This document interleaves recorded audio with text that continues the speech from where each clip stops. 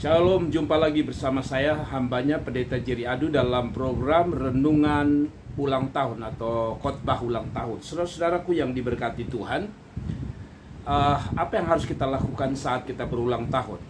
Di Indonesia Timur, khususnya di Nusa Tenggara Timur, biasanya kalau orang berulang tahun, cara merayakan ulang tahun adalah dengan membuat pesta, entah itu pesta kecil atau pesta besar.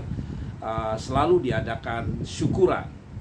Itu sebabnya kadang-kadang dikenal 3 semut mati saja orang tidak bikin pesta. Tetapi sebenarnya ulang tahun itu atau saat kita bertambah usia, apa yang harus kita lakukan? Apakah membuat ibadah, lalu setelah ibadah ada syukuran yaitu pesta dan sebagainya? Apakah itu yang Tuhan inginkan? Saya tidak akan bicara ya atau tidak. Tapi yang kedua, yang penting di sini adalah ketika saudara bertambah ulang tahun atau bertambah umur, maksud saya adalah ada sikap yang hormat kepada Tuhan. Beberapa budaya yang sering saya lihat adalah syukur itu diawali dengan ibadah, tetapi akhirnya diakhiri dengan mabuk pesta pora yang akhirnya mengganggu tetangga lewat lagu-lagu yang diputar dengan keras. Nah, karena itu saya mau ajak kita bahwa di hari ulang tahun ini kita mau bersikap apa yang harus kita lakukan sebagai bukti sikap kita bersyukur bahwa Tuhan menambahkan kita umur panjang. Nah, karena itu dasar firman Tuhan yang saya mau sampaikan adalah Mazmur 23 sebagai ayat ulang tahun, ayat emas di hari ulang tahun kita. Nah, sebelumnya juga saya mau mengucapkan selamat ulang tahun kepada setiap kita yang sedang berjumpa dengan ulang tahun atau sedang mau merayakannya. Saudara-saudara, Mazmur 23 ayat 1 sampai 6. Ada 3 sikap yang harus kita lakukan saat Tuhan memberi kita anugerah umur panjang. Nah, sebelum saya menyampaikan 3 sikap ini, saya mau sampaikan beberapa hal. Yang pertama, saudara-saudaraku yang diberkati Tuhan, kita harus sadar bahwa tidak semua orang diberi umur yang panjang. Tidak semua orang diberi kesempatan menikmati umur yang panjang. Tidak semua orang diberi kesempatan mengalami umur panjang. Ada orang umur 2 tahun meninggal, ada orang 5 tahun meninggal, ada orang 20 tahun meninggal, ada orang 50 tahun meninggal, ada orang 100 tahun baru meninggal. Setiap kita diberi kesempatan yang berbeda, tetapi sikap kita harus sama. Nah, ada 3 sikap yang harus kita lakukan ketika Tuhan memberi kita umur panjang. 1, saudara-saudara, semakin kita ditambahi umur panjang oleh Tuhan, maka sikap pertama adalah jadikan Tuhan sebagai gembala atau sebagai pemimpin di dalam hidup saudara. Sikap pertama adalah saat saudara ditambahkan umur, tanda kita bersyukur adalah bersikap dengan sikap pertama. Jadikan Tuhan sebagai pemimpin dan gembala di dalam hidup kita. Gembala pada zaman itu adalah seorang yang bertugas menggembalakan domba untuk dibawa ke padang berumput hijau dan memberikan air yang segar untuk memelihara para domba. Nah, dalam konteks ini, kenapa saya bilang ketika saudara bertambah umur, maka sikap pertama adalah jadikan Tuhan pemimpin dan gembala dalam hidup saudara. Kenapa harus jadikan dia pemimpin dan gembala? 1, dikatakan Tuhan adalah gembalaku, takkan kekurangan aku. Bila Tuhan yang memimpin, maka Alkitab bilang takkan kekurangan aku. Saudara-saudara, Tuhan adalah pemelihara jiwa dan jasmani kita. Ketika saudara dalam keadaan yang sangat berat, beban hidup saudara, tertekan, tertindih jiwa saudara, yang bisa memberikan makan jiwa saudara adalah Tuhan itu sendiri. Dan yang kedua, kalau bicara tentang kebutuhan jasmani kita, ketika dia yang memimpin, maka dia bisa memimpin kita pada tempat yang kritis, tetapi kita tidak krisis. Kenapa? Karena Tuhan mampu menyediakan bagi kita hidangan yang terbaik. Dikatakan bahwa takkan kekurangan aku. Orang Israel itu dipimpin oleh Tuhan. Dan waktu Tuhan memimpin orang Israel berjalan menuju Kanaan, dia tidak pimpin melalui tanah yang subur. Alkitab mengatakan dia memimpin melalui padang gurun, tempat yang tidak ada pengharapan, tempat kering, tempat tidak bisa bercocok tanam, tempat yang tidak bisa memberi harapan. Tapi di sana Tuhan membuktikan dia pemelihara yang baik, dia menyediakan atas kekurangan orang Israel. Waktu mereka butuh makan, dia kasih mana dari sorga.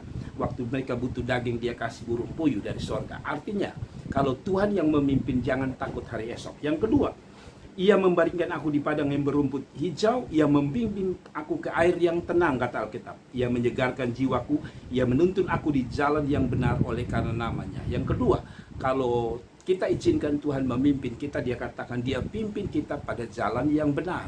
Saudara-saudaraku, kadang-kadang waktu Tuhan memimpin kita pada jalan yang benar, kadang-kadang melewati jalan yang menurut kita itu tidak benar. Contoh, bahwa Tuhan itu punya, kalau Dia yang pimpin pasti pada jalan yang benar. Walaupun kadang-kadang Dia harus memproses hidup kita berjalan melewati jalan yang bagi kita itu tidak benar. Misalnya, saudara-saudara lihat tadi saya bilang tadi, Tuhan pimpin lewat padang gurun. Kenapa? Karena sebenarnya ada banyak jalan yang lebih singkat mungkin, tapi Alkitab mengatakan kalau mereka lewat situ mereka akan menyesal. Apa artinya, saudara-saudara? Tuhan memimpin lewat jalan yang tidak benar, lewat padang gurun tadi, lewat kesusahan, lewat proses hidup yang menyakitkan. Tapi percayalah bahwa kalau Dia yang tuntun pasti sampai di Kanaan. Demikian dengan tujuan hidup kita. Waktu kita dipimpin, waktu kita memberi hidup kita dipimpin oleh Tuhan, kelihatannya seolah-olah Dia pimpin dalam air mata kesedihan. Tapi percayalah, di ujung akhir dari perjalananmu, karena Dia yang memimpin, Dia tahu kemana Dia membawa saudara. Dan percayalah, waktu Dia bawa saudara melewati jalan-jalan yang kelihatan untuk kita tidak benar, sampai pada jalan yang benar, disitulah Anda berkata, wow, sungguh Tuhan kita luar biasa. Jadi kalau hari ini engkau bertambah ulang tahun, namun proses hidupmu seolah-olah berada di jalan yang salah, jalan yang tidak engkau mau, teruslah biarkan Tuhan pimpin, karena Tuhan tidak pernah memimpin pada jalan yang salah. Yang kedua, saudara, sikap yang kedua menurut Alkitab, saudara-saudara, Dia katakan begini, saudara, setelah itu sekalipun aku berjalan dalam lembah kekelaman, aku tidak takut bahaya, sebab engkau besertaku, gadamu dan tongkatmu itulah yang menghibur aku. Jadi yang kedua, bertambahnya umur, bertambahnya kita untuk mengandalkan Tuhan. Jadi kalau poin pertama, sikap kita pertama adalah jadikan Dia pemimpin. Yang kedua, belajar untuk mengandalkan Tuhan. Kenapa belajar mengandalkan Tuhan? Sebab di dalam hidup ini, di dalam dunia ini, menurut Mazmur 23 ayat 4, sekalipun aku berjalan dalam lembah kekelaman, aku tidak takut bahaya, sebab engkau besertaku. Daud sadar bahwa dalam perjalanan hidup di dunia ini bagaikan dalam perjalanannya menuju kekelaman yang menakutkan, yang bahaya. Setiap hari kita berada dalam bahaya, saudara. Setiap hari, setiap dalam perjalanan hidup kita, bertambahnya umur kita, semakin kita bertambah perjalanan menuju tempat-tempat berbahaya. Contoh, saudara, kadang-kadang kita dalam perjalanan kita begitu luar biasa, penuh damai sejahtera, berkat Tuhan melimpah. Tapi kadang-kadang dalam perjalanan tiba-tiba ada persoalan, seperti yang dialami oleh Ayub. Dia begitu diberkati, dia kaya, dia punya anak yang baik-baik. Tiba-tiba dalam perjalanan hartanya habis, anak-anaknya meninggal. Sebuah perjalanan yang menakutkan. Tetapi karena Daud sadar bahwa, menyadari bahwa hidup ini tidak gampang, sulit, bahaya, menakutkan, maka dia belajar untuk mengandalkan Tuhan. Saudara-saudara, bertambahnya umur, kenapa kita harus mengandalkan Tuhan? Satu, kata Alkitab, kita selalu berada di dalam jalan-jalan berbahaya. Yang kedua, manusia semakin bertambah umur, dia bukan semakin kuat, tetapi semakin lemah fisiknya. Itu sebabnya dia memerlukan Tuhan. Belum lagi ditambah proses dan persoalan-persoalan yang akan kita hadapi. Kita butuh yang namanya Tuhan. Karena itu, saudara-saudara, bertambahnya umur, semakin tubuh kita, semakin fisik kita turun, maka hati dan iman kita harus bersandar dan mengandalkan Tuhan. Kenapa, saudara-saudara? Karena Daud berkata, kalau Tuhan yang diandalkan, kalaupun ada bahaya, kalaupun ada kekelaman, dia tidak takut. Lalu dia mengatakan ayat 5, engkau menyediakan hidangan bagiku di hadapan lawanku. Engkau mengurapi kepalaku dengan minyak, pialaku penuh melimpah. Yang kedua, kalau Tuhan yang diandalkan, kalau Tuhan yang kita andalkan dalam hidup itu, maka ayat 5 mengatakan dia menyediakan hidangan bagiku di hadapan lawan. Artinya bahwa setiap kita dalam perjalanan kita punya musuh, kita punya persoalan. Tetapi seolah-olah kita bilang dalam ayat 5, kalau engkau andalkan dia, selalu ada solusi, selalu ada jalan keluar, selalu ada kemenangan daripada Tuhan. Dan yang terakhir, sikap terakhir kita ketika Tuhan menambahkan umur, ada ayat 6 berkata, kebajikan dan kemurahan belaka akan mengikuti aku seumur hidupku, dan aku akan diam dalam rumah Tuhan sepanjang masa. Menyadari bahwa apa yang dia alami dalam bentuk kalimat kebajikan dan kemurahan, dia alami begitu luar biasa dari tangan Tuhan. Kebajikan, kemurahan, kebaikan, kemurahan. Apa yang kita alami dalam kebajikan dan kemurahan Tuhan?